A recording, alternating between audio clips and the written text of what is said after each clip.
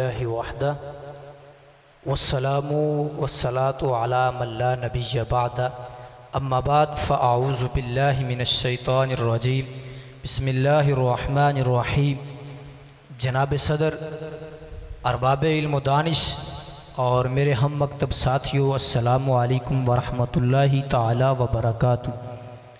آج کی اس پروقار تقریب میں جس موضوع سخن پر بات کرنے کا موقع ملا وہ ہے علامہ اقبال کا ایک شعر، حقیقت ابدی ہے مقام شبیری، بدلتے رہتے ہیں انداز کوفی و شامی۔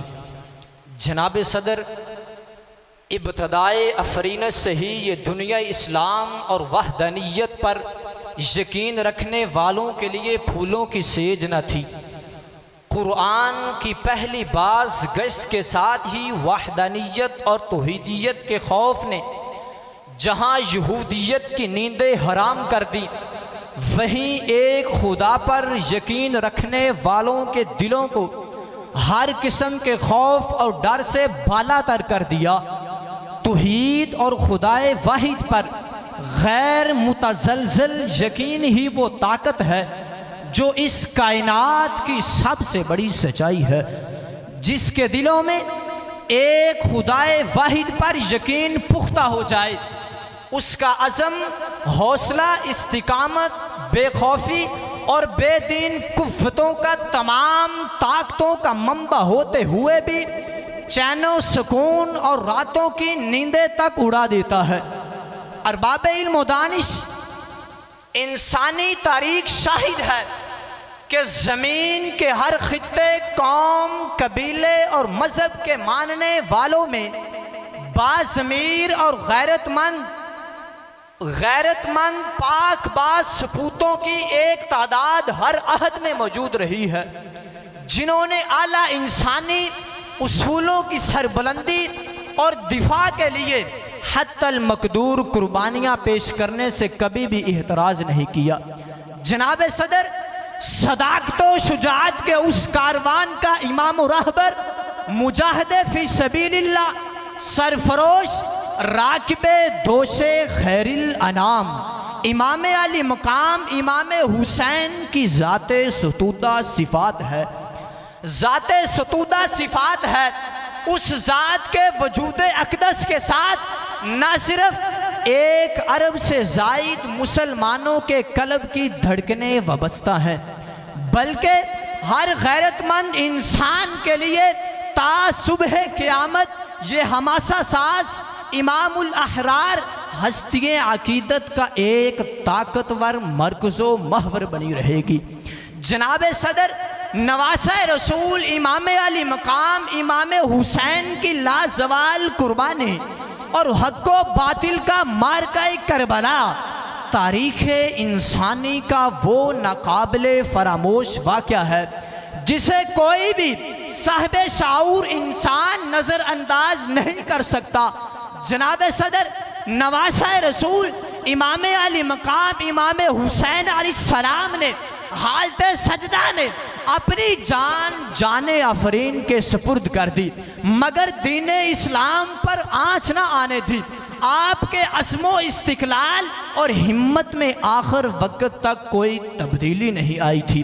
حسین ابن علی کی اخلاقی جرت، راست بازی، راست کرداری، قوت اقدام، صبر و برداشت اور اثبات و استقلال مقام کربلا پر نہایت واضح تھا۔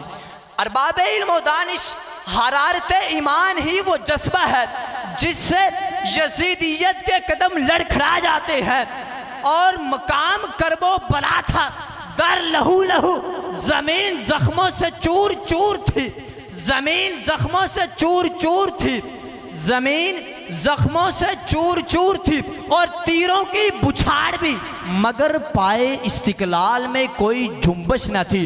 قوت اقدام غیر متزلزل تھی کہ وقت نماز آ گیا، اور وہ بے نظیر سجدہ کہ جس نے فرشتوں کو بھی ورطہ حیرت میں ڈال دیا۔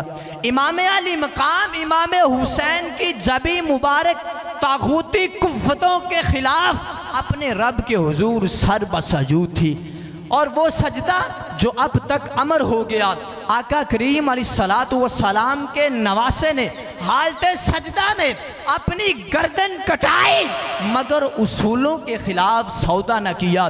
نہ یزید کا وہ ستم رہا، نہ زیاد کی وہ جفا رہی، جو رہا تو نام حسین جس سے زندہ رکھتی ہے کربلا۔ ارباب علم و دانش، آج ہم میں سے ہر کوئی بڑھ چڑھ کر یزیدیت پر لعنت تو ضرور کرتا ہے، مگر ہمارے ارد گرد لاکھوں چھوٹے بڑے یزید آج بھی موجود ہیں، جن کے وجود کو مٹانے کے لیے ہم پر سنت شبیری ادا کرنا لازم ہے۔ سوال پیدا ہوتا ہے کہ کیا یہ ہم فرض پورا کر رہے ہیں؟ نکل کر خانقاہوں سے ادا کر رسم شبیری کہ فقر خانقاہی ہے فقط اندوہ دلگیری۔ جناب صدر، آج اگر دنیا میں مسلمان زوال کی زد میں ہے، مال و دولت اور وسائل کے اعتبار سے نہیں، بلکہ مسلمانوں کو بطور ملت اسلامیہ جو اقبال، سربلندی، خوشبختی، برکات اور کامیابیاں حاصل تھی، آج اگر ہم ان سے محروم ہیں تو اس کی وجہ یہ ہے کہ ہم میں رسم شبیری ادا کرنے والی قیادت موجود نہیں۔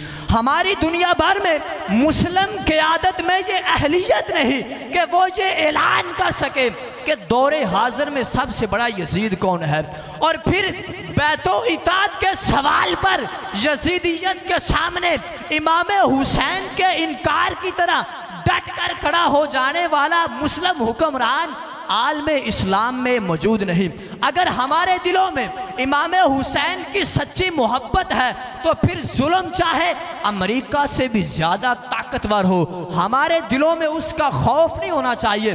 تیرو سنانو خنجرو شمشیرم آرزوست، با من میں آ کے مسلک شبیرم آرزوست۔ والسلام۔